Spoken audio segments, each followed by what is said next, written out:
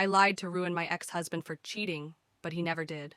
Now he's thriving, engaged, and I'm the one left with nothing. Hello, Reddit I plus here. My name is Delaney, I'm 29, and 3 years ago I met the man I thought I'd marry. His name was Kai, and he worked at this edgy little text-based startup doing something in software development. Honestly, I never fully understood what he did, but I loved the way his eyes lit up when he talked about it.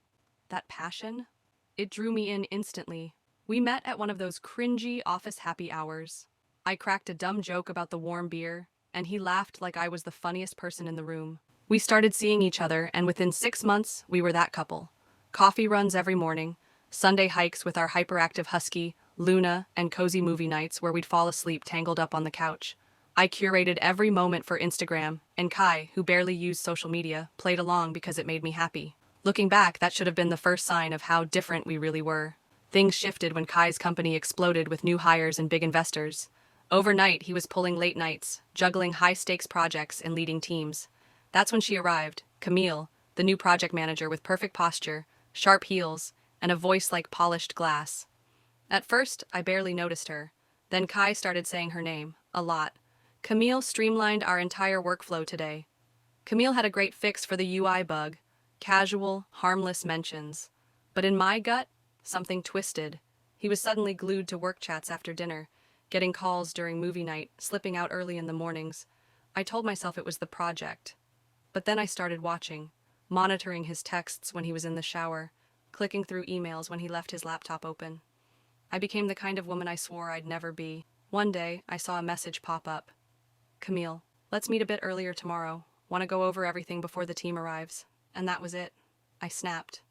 My brain flipped a switch, and I became obsessed. I screen captured every interaction, every like, every CC'd email.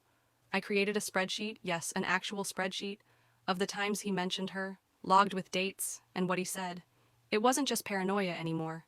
It was a mission. My friends didn't help.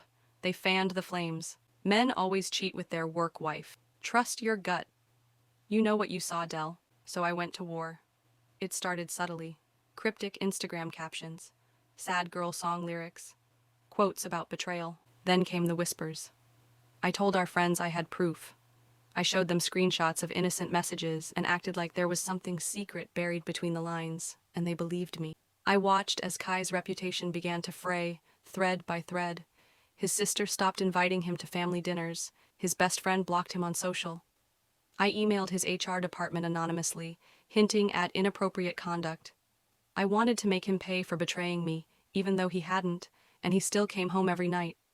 Exhausted, trying to hold it all together, still loving me, still making me dinner, still asking me how my day was.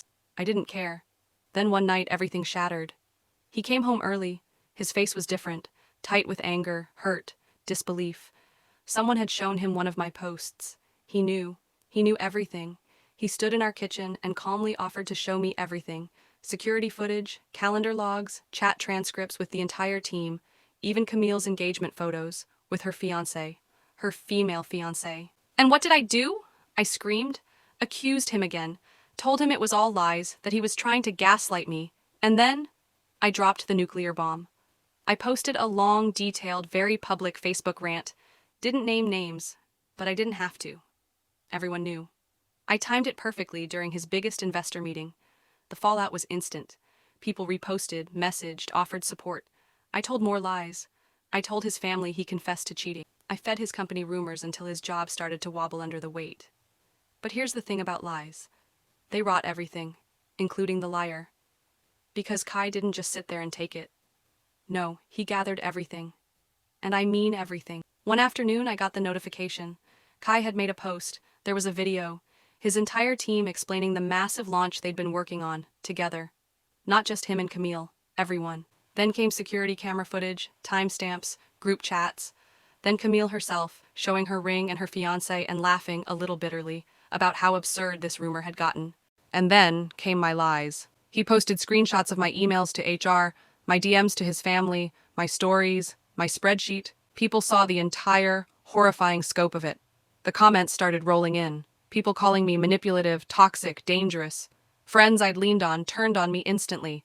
Even my family, my own family, told me I'd gone too far. And Kai? He didn't yell. He didn't cry. He came home, put divorce papers on the table, and said, "My lawyer will be in touch."